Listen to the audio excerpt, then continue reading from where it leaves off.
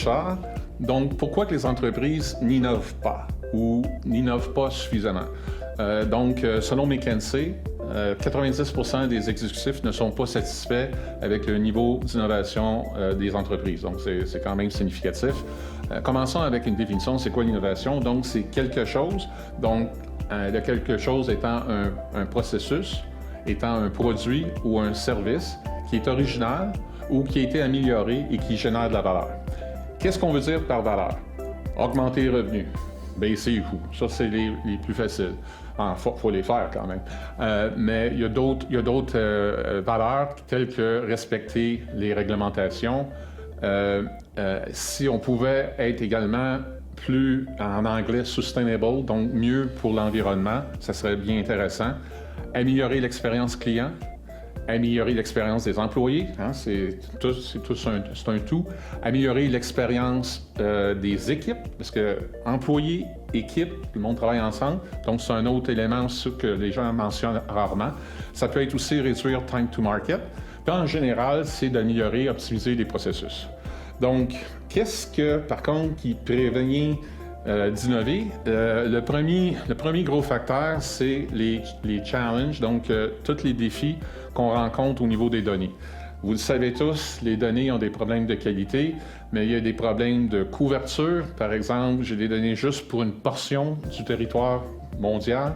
Je pourrais avoir un problème de ce que j'appelle des données contextuelles. Je n'ai pas de contexte. J'ai quelques données, mais il me manque de contexte. Je n'ai pas des données atomiques, etc., etc. Il y a un problème au niveau des données en général et ça coûte de l'argent pour améliorer le niveau de qualité. Donc, quand on dépense, ça s'appelle la gouvernance de données, quand on dépense, il faut s'assurer qu'on dépense aux endroits qui nous donnent de la valeur. Donc, la gouvernance, c'est correct, il faut juste l'associer avec en anglais, les use cases, les cas d'utilisation qui génèrent de la valeur. Le deuxième gros problème qui empêche d'innover, c'est le management.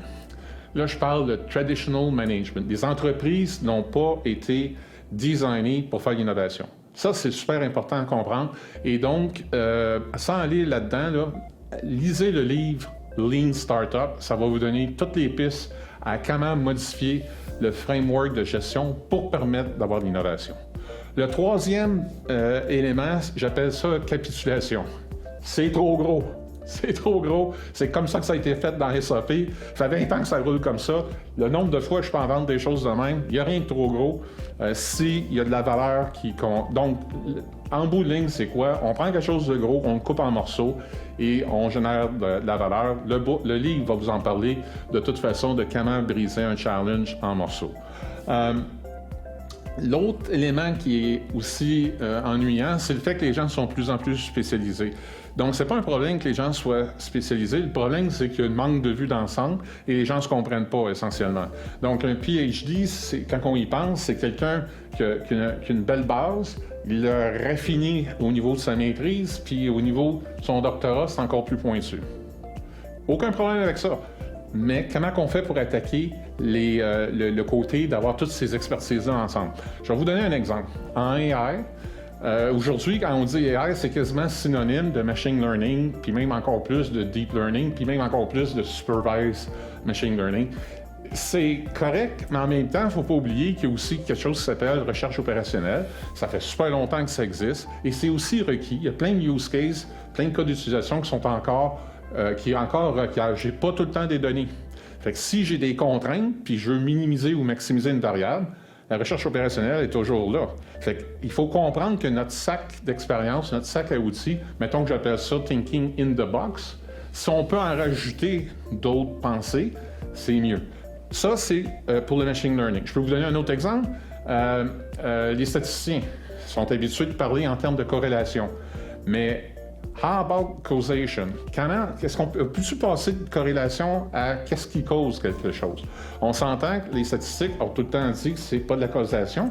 Donc, le point ici, c'est, je voudrais avoir une réponse bien simple à la question, est-ce que la fumée crée le cancer des poumons? Ça, c'est une question une corrélation n'est pas aussi satisfaisante. En passant, les gens ont passé des décennies à attaquer cette question-là. Les gens veulent une réponse. Donc, si on veut attaquer la causation, il faut regarder d'autres trucs. Le Book of War, c'est un livre qui est très intéressant, si vous êtes un statisticien, allez regarder un peu ce que vous pouvez faire avec du DAG, là, le Directed Acyclical Graph. Donc, je vous remercie et bonne journée.